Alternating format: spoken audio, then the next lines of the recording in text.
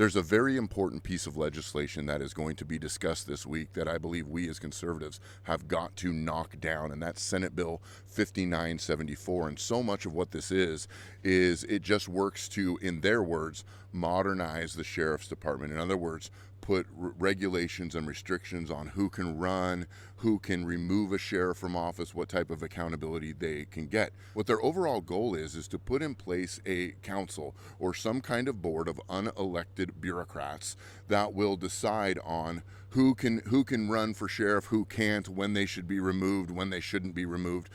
The big issue with this is it takes we the people out of it. We the people should decide who our sheriff is, because what does our sheriff do? Protects our communities and protects our constitutional rights. We know that our rights are under attack because if they weren't, we wouldn't be here. We wouldn't have this bill. Basically, they want to make a very extensive background check, and what that background check for anybody who's eligible to work in or to run for the sheriff office or any kind of elected law enforcement office. Number one, they want to have a criminal history check.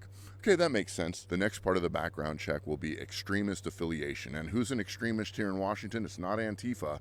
It's going to be Moms for Liberty. It's going to be parents who speak out at school boards, anybody who's against the trans agenda, so on and so forth. And then, of course, there will be an extensive social media review. In other words, they're going to be reviewing your free speech. And then, of course, there will be a psychological exam and polygraph. What this does is basically they're working towards creating a state-run police force and a state-appointed sheriff or law enforcement manager. We know they want to defund the police. That is why this bill is so important that we smash it down. It is having a hearing this Thursday. Sign up and go to leg.wa.gov, sign up and register con, leave a written comment or sign up to testify via Zoom or in person. Call your legislators. We need to stop this because the sheriff is the only one, the elected sheriff is the one who is standing in between our constitutional rights and authoritarianism. This bill, it's 27 pages. It is authoritarian in